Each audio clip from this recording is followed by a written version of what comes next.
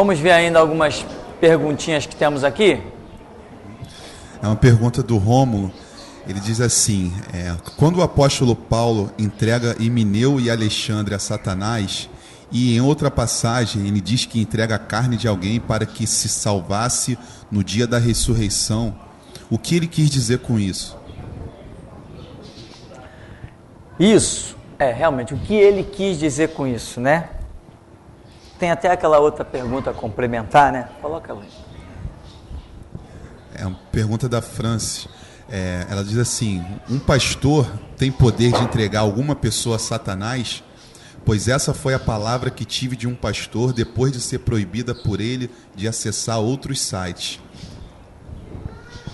De preferência o nosso, né? Então, veja bem, Paulo, ali numa posição, ele fez isso que essa segunda pergunta coloca. Tipo, amaldiçoou, né? Amaldiçoou. Paulo diz, entreguei. E ali essa irmã aí, lá da Alemanha, já está mostrando que o pastorzinho dela lá a amaldiçoou, porque ela estava acessando outros sites que não o da igreja dele. Eu pergunto, a maldição está no poder das mãos do homem? Não, não está. O homem tem condições de fazer a palavra dele perpetuar? Não, o homem não tem. O que eu falo aqui, espiritualmente falando, morre. Se Deus não regar e sustentar, se o que eu estou dizendo não tiver a aprovação de Deus, e se Deus não colocar em cada sílaba minha uma unção, ela não fará nenhum efeito na vida de vocês. Efeito espiritual não fará. Agora, por exemplo, Hitler tinha lá um efeito espiritual maligno e destruiu a Alemanha. Pessoas sem nenhum efeito espiritual, apenas com ideologias humanas, destroem vidas. Mas nós estamos falando de que poder eu tenho para dizer, fulano, você está amaldiçoado. Amaldiçoado com quê? Como? Então, uma pessoa, como é o exemplo aí dessa segunda pergunta, uma pessoa pode ser amaldiçoada porque está acessando outro site que não o da geração Jesus Cristo? Deus vai confirmar uma loucura dessa? Quer dizer que vocês são meus súditos, vocês são meus escravos. Eu coloquei um site na internet, então vocês têm que acessar aquele site.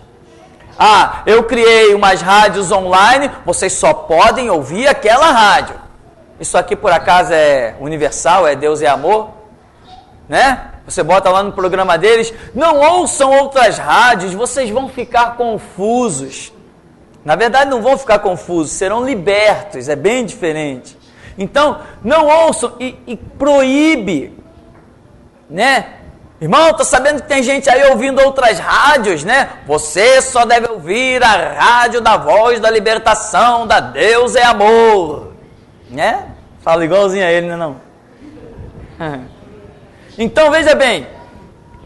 Aí, um mercenário desse, um ladrão enganador que não tem Deus nem num dedinho dele, diz que está amaldiçoando alguém. Está amaldiçoando quem? Ele é maldito. Ele é um maldito. Como é que ele está amaldiçoando? Então a pessoa, nós somos seres humanos livres. Livres. Agora, aonde vai entrar o meu poder de amaldiçoar alguém? Quando Deus confirma a palavra, por ele achar que a minha palavra de maldição tem justiça nela, aí fica sério. Aí fica sério. Por exemplo, já teve gente que foi sair desse ministério, molequinha de 15, 16 anos, achar que pode chegar para um cara de 40 anos e falar o que bem quer. Eu nem pastor não me considero. O preço que eu tenho pago nessa obra, Jesus Cristo honra ele. E como honra? Eu sei o quanto ele honra. Aí chega alguém, pastor, brá. Primeiro, eu não preciso nem falar nada, porque eu sei que ela já está entrando debaixo de uma maldição automática. Agora, se eu disser, vai confirmar. Por quê? Porque a Bíblia diz que a maldição sem causa não tem efeito, não virá. Mas se houver uma causa, ela vem.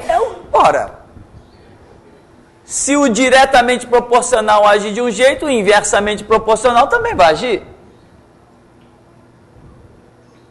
Como a Bíblia diz assim, o servo que não vigiar não saberá quando vem o seu Senhor. Opa, peraí.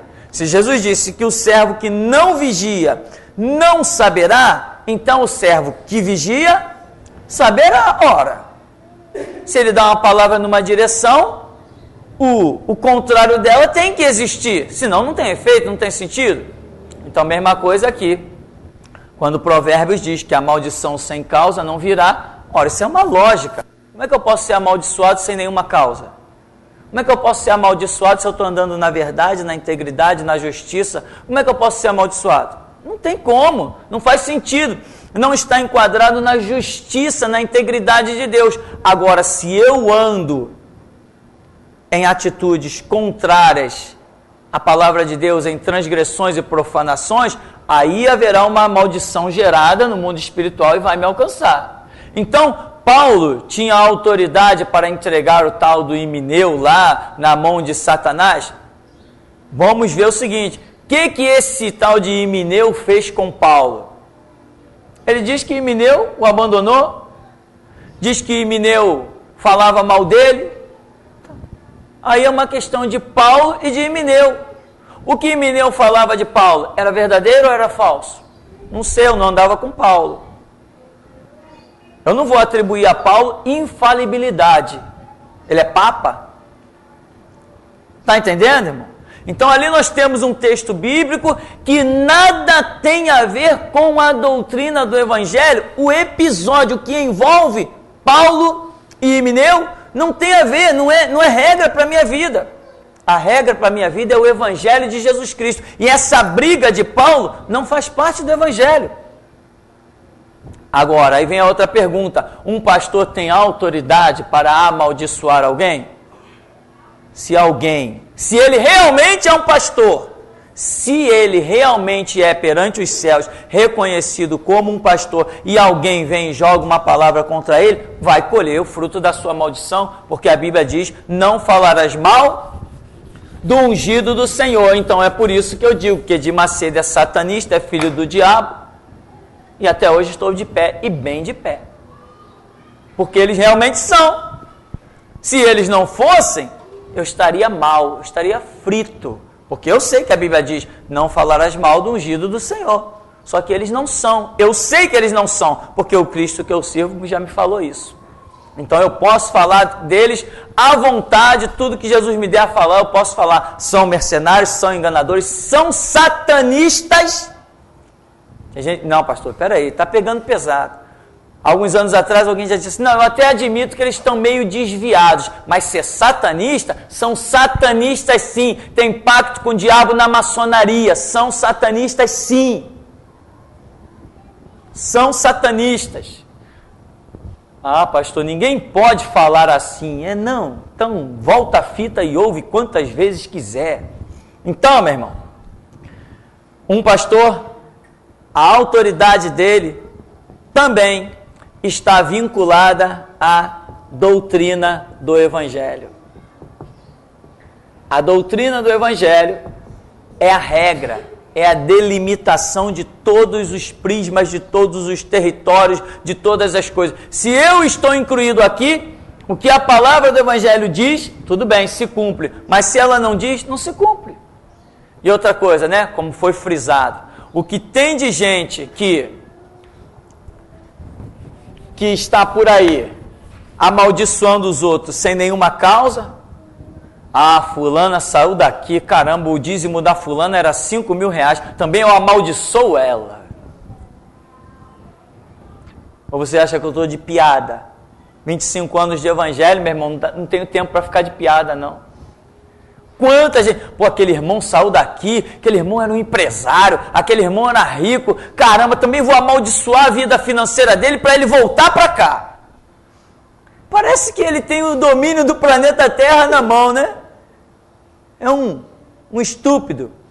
Isso não tem sentido, isso não funciona. Nada disso funciona. Então, maldição sem causa não vem, não adianta que não vem. E as coisas mais absurdas nós estamos vendo aí. Ah, irmão, faz isso aí para mim. Pastor, não posso fazer não, eu tenho um compromisso, não vai dar para mim fazer. Ah, então também vou amaldiçoar esse irmão. Por quê? Quem é empregado, paga. Quem é empregado, paga. Mesmo de igreja não é empregado, não. A gente faz a obra por amor, faz a obra por querer ver a obra prosperar, mas cada um tem seu compromisso, cada um tem sua luta, cada um tem sua batalha. Não é essa a realidade? Então, quantas besteiradas eu já vi pessoas falando por aí, simplesmente porque alguma das suas vontades, dos seus caprichos, não aconteceram. Então, maldito. Maldito nada, maldito é ele que não entende a realidade do Evangelho. Não está disposto a suar a camisa e carejar as mãos. Tem pastor por aí que gosta de dar ordem, né, irmão? Parece até que ele é empresário, dono de um monte de coisa. Dá ordem para os empregados. Não é essa a realidade. A igreja não tem nada a ver com isso, com dar ordem. Líder não é quem dá ordem, é quem dá exemplo. Amém? Então, só para nós concluirmos essa ideia. Maldição sem causa não virá. Agora eu quero falar da etapa final, da segunda parte dessa história. Porém, quando uma pessoa fica com medo, caramba, isso na minha vida deu errado, caramba, foi aquela maldição. Caramba, isso não está dando certo, eu fui demitido do emprego, não ganhei aquela promoção, Isso está revelando o quê? Falta de confiança em Deus e falta de conhecimento das coisas de Deus. Aí a pessoa começa a expor esse medo, começa a se colocar nessa posição de oprimido, sei lá mais o quê. Não custa nada o diabo pegar essa brecha, invadir e fazer a festa, porque ele está detectando ali falta de confiança, ele está detectando medo. Quem conhece Jesus não tem medo de nada. Então, esse já é o outro lado da moeda. Alguém disse assim para você: eu vou te amaldiçoar, você vai ver só. Aí você, vai nada, vai embora. Aí daqui a pouco aquilo começa a te perseguir. Olha, vai te amaldiçoar, vai te amaldiçoar, vai te amaldiçoar, vai te amaldiçoar. Daqui a pouco você já está se considerando um maldito. Acabou a sua vida, irmão. Você não tem disposição, você não tem vida com Deus para reprimir aquela palavra besta. Aí o diabo entra pelo aquele caminho. Existia um caso aqui no interior desse aqui, do nosso país, que teve uma mulher, tinha um pastor numa igreja, e uma mulher, isso foi, eu não vi, não estava lá, mas um missionário me contou essa história. Esse missionário chegou na cidade e viu essa história, uma mulher que ela comia barro, ela amassava, pegava o tijolo, socava, e essa era a alimentação dessa mulher, somente tijolo esmiuçado. Era aquilo e água, ela não comia mais nada. O missionário dizia que ela era seca, que nem uma vara, magérrima mesmo, impressionantemente magra e seca, e só comia aquilo, amassava tijolo e comia. E ele foi saber qual era a questão daquela mulher, o que tinha acontecido. E aí soube-se na cidade, na igreja onde ele foi, que ali naquela igreja teve um pastor. Esse pastor começou a tocar a obra ali, prosperar no lugar, mas essa mulher foi e adulterou com o pastor. A igreja se reuniu, clamou e lançaram uma maldição sobre ela, dizendo que ela ia se alimentar do pó da terra. Esta foi a história. Isso foi o que o missionário me contou pessoalmente. Ele tinha um bocado de experiências. E ele me contou essa história pessoalmente. E quando ele, missionário, chegou lá na cidade, orou para que aquela mulher fosse liberta daquela situação. E diz ele lá, uma série de processos, uma série de situações, que acabou a mulher ficando realmente liberta. Aí você diz, será que isso foi verdade? Será que não foi? O camarada foi o testemunho ocular, segundo o que ele disse. Eu não estava com ele, estou falando do que ele falou. Mas, o que nós podemos ver? Uma maldição com uma determinada causa. Pode ter sido uma realidade. Então, nós sabemos que a maldição sem causa não vem. Mas se o problema tem uma causa de existir, ele existe. Se não tem por que existir, ele não existe. Amém? Uma pergunta da Solimar de Fortaleza. Pastor, tenho passado problemas com meu marido.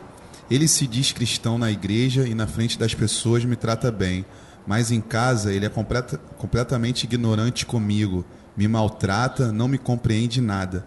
Qualquer coisa é motivo de me maltratar. O que devo fazer? Me ajuda aí, Alex. Irmão, a questão é a seguinte, veja bem, as pessoas costumam... Meu marido não me compreende. Meu marido não me entende. Esse meu marido é um moleque, eu falo com ele, ele não me obedece. Então, veja bem, é muito difícil você expor uma opinião, o que menos nos interessa aqui é a opinião, por uma questão, como nós dizemos, unilateral. Ela está dizendo, o marido na igreja é a bênção, é Deus, mas em casa é a maldição, é o diabo, né? Essa história a gente já ouve milenarmente. Meu marido na igreja é uma bênção. Uma vez teve uma mulher que chegou, pastor, eu vou... Não foi aqui não, né? Histórias que o povo conta. Pastor, eu vou trazer tudo que é meu aqui para a igreja. Eu vou morar aqui dentro da igreja. Não, mas por que, minha irmã? Não, porque meu marido aqui dentro, ele é uma bênção. Eu vou morar aqui dentro da igreja, porque em casa ele é um capeta, ele é um demônio. Então, veja bem, aí nós não sabemos, sem querer descredibilizar a narrativa da pergunta, mas também, como seres humanos, temos que analisar. O meu marido não me entende. Meu marido não me compreende. Tem gente que diz, meu marido não me obedece, eu falo e ele não me ouve. Ora. Então, ou seja, é a vontade de uma situação, é a interpretação que alguém está tendo da situação e, às vezes, a esposa quer que o marido corresponda ao que ela pensa, ao que ela acha. E se cá entre nós, se tem uma coisa que se perde tempo nessa sociedade, é mulher querer dobrar marido. Não existe isso, meu irmão. Mulher não dobra. Você casou com um cara, ele era o que? Ele era um pilantra? Não adianta que você não vai fazer ele virar gente boa por causa do teu casamento. Tem gente que diz assim, não, eu vou casar com aquele cara ali mesmo, porque eu dou um jeito nele. Vai, tá? Dá jeito nele que eu quero ver então. Mesma coisa o camarada. Pega lá uma mulher que não prestava, que ele já conhecia o caráter, gritona, espalhafatosa, um monte... Aí, não, comigo ela vai mudar. Vai, por quê? Tu é Deus. Não, tu é o super-homem. Ah, já sei, Mr. M. Só se for Mr. M. Que papo besta de homem querer mudar mulher e mulher querer mudar homem. Tem que conhecer antes, meu irmão. Namora. Frequenta a casa. Aí não, minha noiva usa umas roupas assim meio provocante, mas quando ela casar comigo isso vai acabar. Não vai acabar nada. Mentira. Deixa de ser besta. Estou te chamando de besta não, tá, irmão? Estou chamando os outros. Deixa de ser doido. Não vai mudar, meu irmão. Você já não foi noivo 1 ano e ela vestindo mini saia e mostrando tudo que queria mostrar. Você acha que só porque vai casar agora, porque tem uma aliança no dedo, mudou alguma coisa? Besteira, coisa louca. Falta de experiência de um ser humano. E pior, às vezes o cara já passou por 5 casamentos e ainda se comporta que nem um adolescente. Impressionante. Não aprende as lições da vida. Ninguém muda ninguém. Se você quer casar com um cara bom caráter, um cara de dignidade, procure um que você olhe e já veja isso. Não vem com esse papo de depois de casar vai mudar, não. Amém, meu irmão? Está entendendo isso? Os solteiros e os casados estão entendendo? Então, veja bem, ela diz, meu marido não me entende e tal, mas e o marido? Se nós perguntarmos o marido, vem cá, como é que é a tua esposa? Minha esposa, ele vai dar a interpretação dele. Então, nós temos que, primeiro ponto, situações conjugais, eu tenho as minhas experiências, o meu conhecimento bíblico, não estou dizendo que ele seja o absoluto, a Bíblia está aí, quem clama, busca, a resposta vem, Jeremias 33:3 está lá na Escritura. Então, veja bem, cada um tem a sua caminhada. Eu acho o seguinte, casamento não tem entendimento, meu irmão, vai um para o norte, vai um para o sul, e sejam felizes. Essa é a minha opinião. Não tem compreensão, não dá para viver, é insuportável, não se tem ali, na verdade, um casamento, então para de viver de fachada. Agora, qual a primeira postura? Vamos clamar, vamos orar, vamos ver se Deus tem resposta para isso, vamos ver se Deus pode dar uma mudança nisso. Às vezes o problema é uma maldição na vida do homem, ou uma maldição na vida da mulher, e isso está lá no meio do casamento, e nenhum nem outro detecta. Vamos dobrar os joelhos, Deus, onde está a resposta, onde está a solução? Às vezes Deus mostra a resposta e a solução, mostra, e aí apresenta numa bandeja a solução, para um ou para outro, ou para os dois, para um, para o outro ou para os dois. Aí, só que não querem mudança. Estão fechados na sua opinião, estão fechados no seu achismo, estão fechados na sua arrogância. Não tem mudança? Não tem casamento.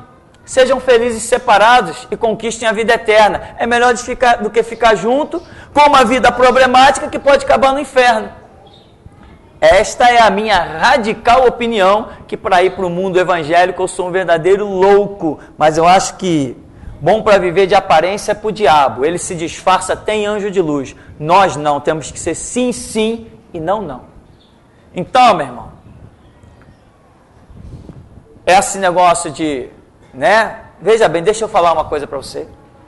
Eu comecei pastoreando com 27 anos, eu comecei como pastor auxiliar aos 27 anos. E como Deus teve misericórdia de mim, eu tinha um conhecimento bíblico, algumas experiências que eu busquei. As pessoas da igreja, mesmo eu sendo pastor auxiliar, as pessoas ao invés de irem conversar com o pastor presidente, embora às vezes eu dizia assim, irmão, vai conversar com o pastor fulano. Elas, não pastor, não, eu quero falar com o pastor. E queriam falar comigo, eu sabia que tinha que ser comigo também, mas por uma questão de ética, eu apontava ao pastor presidente da igreja, mas sabia que elas não iam ter resposta lá. E resultado, irmão, deixa eu te falar uma coisa, dos 27 anos de idade que eu comecei como pastor auxiliar, até hoje, todos os homens que vieram conversar comigo sobre questão de casamento, apresentaram os seus problemas. Não teve um, desde os 27 anos, não teve um que veio conversar sobre questão conjugal e que não manifestou um desagrado. A minha esposa não entende, E muitas das esposas também. Então, veja bem, é uma área complicada. Aí você diz assim, mas pastor, eu casei com um cristão. Tá, mas ele é livre, ele tem o livre-arbítrio. Ele tem os pensamentos. Lembra quando se dizia no meio evangélico que uma vez casado, casado para sempre? Ainda tem alguns pastores malucos aí, sem cérebro, que dizem isso. Uma vez casado, casado para sempre. Porque um cristão não pode se separar, é mesmo? Então hoje você casa com um camarada que é crente, está no altar. E amanhã ele se desvia. Vira um safado, um mercenário, e você vai carregar esse jugo a vida toda? Outros que deem esse conselho, eu não sou maluco, de jeito nenhum. Então, meu irmão, essa área de casamento é uma área complicada, tem que ir com calma, Existe aquele lado do marido dono da mulher, já viu? O dono da mulher. O camarada, ele acha que aquele caso está pensando que isso aqui é islamismo ou país muçulmano, né? Já viu na religião islâmica, em algumas partes ali da Ásia, o camarada faz o seguinte: vamos casar. Eu não sei como é que essas jovens ainda têm coragem de casar, ainda sai da igreja rindo, né? Da igreja não, do templo de Satanás, sai rindo. A regra é a seguinte: vamos casar, tá? Aí entra os dois pro altar. Depois que o camarada lá diz, eu vos declaro marido e mulher, o camarada puxa uma coleira do bolso e põe a coleira no pescoço da mulher. E já saem da igreja assim, demonstrando que ela não tem mais vontade, que agora ele governa a vida dela em 100%. Que ela não tem mais direito a nada. Tem mais. Se a partir daquele momento que alguém disse, eu vos declaro marido e mulher, se ela ousar falar em separação, ele tem o direito de levá-la à praça pública e ali matá-la. Que coisa, né? Não é? A nossa cultura não é tão satânica assim. Nós temos muita liberdade. Então, meu irmão, você não casa na força. Ninguém aqui casa na força. Ninguém é obrigado a ficar casado na força. Às vezes, muitas mulheres, por questão financeira, dizem assim, o que eu vou fazer? Tenho um filho. Aí ficam aturando um monte de coisa. Mas nem isso é tolerável no nosso meio evangélico. Não é tolerável, porque nós servimos a um Deus vivo, um Deus de justiça, que tem recurso, que abre porta onde não há porta, então ninguém é obrigado a ficar sofrendo debaixo de julgo desigual. Nenhuma mulher é obrigada a ficar sendo espancada, ou às vezes algum homem ficar sendo espancado, né? Não é obrigado, você tem Cristo, você tem Deus para te dirigir e te abençoar. Segue Deus, clame em Deus, busque em Deus. É isso que eu tenho a dizer. Então, por exemplo, eu já vivi uma experiência até, que eu gostei muito. Um casal, uma notícia, eu sou pastor, não dá mais, vamos separar, acabou, tal. Beleza. Do jeito que tá, não tem jeito mesmo. Do jeito, né, foi descrito uma situação, falei, não, isso aí acaba com esse negócio. Não tem como que duas pessoas vão conviver assim? Acaba com isso. Aí daqui a pouco, não, nós conversamos, nós oramos, nós buscamos, nós chegamos a um entendimento, vamos continuar juntos. Oh, melhor ainda! Maravilha! Conseguiu chegar no entendimento? Ah, tem harmonia, tem entendimento, tem paz, tem exemplo para os filhos, então melhor ainda. Amém, meu irmão? Essa é a minha opinião. Casados, melhores do que separados, mas se não tem mais entendimento, não tem mais compreensão, não tem mais condição. Tá? Isso é o que eu penso. Eu gostaria de saber o que o pastor acha da igreja quadrangular. Quem quer saber? Alguém da quadrangular? Sem nome? Um anônimo. Eu acho que a igreja quadrangular não passa de mais um templo de Satanás, impregnado de maldições, que são as mulheres pastoras. No reino do Cristo que eu sirvo, não tem mulher pastora. Ministério, entre aspas, que tem mulher pastora, é ministério debaixo de maldição, são vidas sendo destruídas e amaldiçoadas. É isso que eu penso, é assim o Cristo que eu sirvo, é o que ele tem me ensinado, que ele não chama a mulher como pastora. O evangelho quadrangular está impregnado disso, bispas e mais bispas, e ainda tem outra praga nos evangelhos quadrangular, não sei se todos do evangelho quadrangular estão fazendo isso, mas já estão, a queda do evangelho quadrangular é tão absurda que eles já estão celebrando a Páscoa dos judeus, com as ervas amargosas, com o quipar na cabeça e pano de saco. Isso para mim não é evangelho, isso para mim é satanismo. Então é isso que eu penso do evangelho quadrangular. É uma pergunta do Ebert de Inhaúma.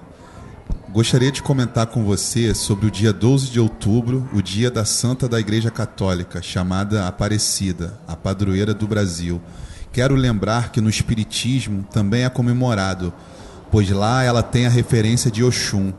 Com isso, podemos tirar a conclusão que tanto do catolicismo como do espiritismo são demônios? O que o senhor pensa a respeito? Tudo para mim que está fora da doutrina do Evangelho de Jesus Cristo é satânico. Tudo que está fora da doutrina do Evangelho de Jesus Cristo é satânico. A única coisa que eu hoje admito não sendo satânico é o judaísmo. A doutrina que foi dada no Antigo Testamento. Isto pode não ser satânico, porém é ineficiente para os gentios. E até os judeus não serão arrebatados. Na visão de Paulo, Romanos capítulo 2, ele diz que os que sob a lei andam, sob a lei serão julgados. Ele entende que o evangelho ele entende que o judaísmo é uma visão permissiva ainda para os judeus, mas que o evangelho é uma visão absoluta para todo mundo, inclusive para os judeus. Então, um gentio não pode se tornar judaizante, mas os judeus podem, à vontade, se tornar cristãos, se tornar igreja. Agora, se eu que conheço o cristianismo, conheço Jesus, vier a me converter, ou seria reverter ao judaísmo, eu estou ferrado, irmão. Estou acabado. Porque eu não posso negar Jesus para voltar para a lei de Moisés. Pois se a Escritura mostra que o Novo Testamento é um prosseguimento, é uma continuidade do Antigo. Então, se eu tenho um Novo Testamento, significa que o Antigo se tornou obsoleto. Para que eu ia ter um novo, se o velho ainda está valendo? O que vale do velho são as profecias. Profecia não é doutrina. Nós estamos falando de doutrina. Doutrina do Novo Testamento, doutrina do Antigo Testamento. Lei de Moisés, rituais dos sacrifícios de animais, etc., para o sacrifício de Jesus Cristo, Cordeiro de Deus, que tira o pecado do mundo. Falando de doutrina. Então, com relação à doutrina, o Evangelho supera o judaísmo. O cristianismo superou o judaísmo. Agora, as profecias do Antigo Testamento ainda vão se cumprir, mas profecia não é doutrina. Estamos falando de doutrina. Então, agora a minha pergunta, o que eu acho de? O que o senhor acha que se tanto o catolicismo como o espiritismo... Sim. Então, veja bem, ambos são iguais. Eu conheci os dois, eu frequentei os dois. Ambos têm lá suas imagens de escultura, sua invocação dos mortos. Ambos têm os seus rituais macabros, terríveis, satânicos. E eu volto a afirmar, saiu da doutrina do Evangelho, pode até parecer bom, como a Bíblia diz, que há caminhos que ao homem parece bom, mas o final é caminho de morte. Você vê que no kardecismo e até uma boa manifestação da maçonaria, existem as suas obras sociais, existem os seus cartões postais. No espiritismo, o cartão postal se chama boas obras. Eles dizem que quem faz boas obras vão receber misericórdia para reencarnar sucessivamente, muitas vezes até se tornar uma alma, um espírito evoluído. Então, embora eles façam as boas obras, nós estamos vendo que o objetivo ali é fundamentado em um engodo, em um engano satânico. Então não me interessa se está fazendo boa obra, se está dando sopão, se está distribuindo roupas, se está visitando os hospitais, está visitando os presídios, não me interessa. Está sustentando a doutrina do Evangelho? Não, então para mim é Satanás. Porque Paulo diz que não que sejamos salvos pelas nossas boas obras. Como é que diz lá em Efésios 2,8? Pela graça sois salvos, e graça é o sacrifício de Cristo em nosso favor. Pela graça sois salvos mediante a fé. Isto não vem de vós, é dom de Deus, não vem das obras, para que ninguém se glorie. Então a salvação não vem das obras. Então, por melhor e aparentemente que seja as doutrinas que estão no mundo fazendo boas obras, e quantas vezes eu já fui até pelo sistema jurídico, da onde já fui filiado, fui instigado a dar cesta básica, a fazer boas obras, a distribuir o sopão, porque isso era bom para a igreja, e as pessoas iam ver. Eu falei, negativo, Jesus Cristo me chamou para pregar o Evangelho, Não me chamou para ir para um fogão fazer comida, me chamou para pregar o Evangelho. Quem conhece o Evangelho terá o pão na sua mesa. Essa é a minha visão, isso é o que eu penso. Não preciso eu dar pão para ninguém. Eu dou o Evangelho, e o Evangelho bota o pão na mesa de quem quiser. Então, não fazemos essas boas obras que tem por aí, esse cartão postal social, não fazemos nada disso. Gosto muito de ajudar as pessoas, mas só ajudo na direção que Deus me der de ajudar. Fora isso, está morrendo de fome. Se Jesus não me mandou dar o prato de comida, sinto muito. Sinto muito. Eu ando naquilo que o meu Deus me manda fazer. É assim que eu ando. Então, qualquer doutrina, qualquer ação, qualquer atitude, se não tem como base o Evangelho de Jesus Cristo, para mim é satânica. Temos ainda? Não? Alguém tem pergunta aqui? Para nós encerrarmos? Ninguém? Por exemplo, essa observação aqui do irmão. Ação social, essa até traficante faz. E não faz? Faz, como faz? Ninguém me contou. Eu vi na TV, ouvi com esses ouvidos aqui, uma entrevista a respeito de um traficante, não lembro agora qual foi o morro. E a pergunta fazia... Dona Marta? A pergunta era feita lá na comunidade, né? Mas o que vocês acham do traficante tal? Que a polícia estava perseguindo, uma história dessa assim. Imagina, ser traficante tem que ser perseguido, né? Senão amanhã o meu e o seu filho estão lá viciado também. Então nós não podemos admitir, aceitar o tráfico. Não tem lógica, não tem sentido. Aí a pessoa entrevistada diz, não, ele é muito bom pra gente. Ele paga o plano de saúde do meu filho. Igual tem pessoas hoje se vendendo para o PT por causa de R$100 da Bolsa Família. Assim tem gente que se vende para os traficantes por causa do plano de saúde. Não, meu filho precisou de uma prótese e foi o fulano que pagou. Pagou com dinheiro de sangue, pagou com vidas assassinadas, pagou com roubo de carro. Amém? Pagou com chefes de famílias que foram assassinados, com filhos que ficaram chorando pelos seus pais, pais que ficaram chorando pelos seus filhos. Pagou com isso. Mas para a pessoa, ela foi beneficiada. Então não interessa a fonte do benefício, interessa que ela foi beneficiada. Não, negativo.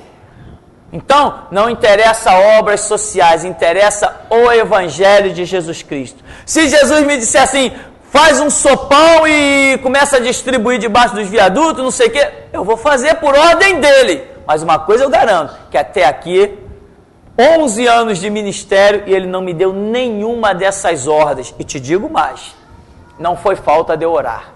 Como ele não mandou, não autorizou, quem quiser ficar de cara feia, olhando torto, dizendo que o ministério não faz obras sociais, diga o que quiser. O que interessa é que estamos pregando o Evangelho.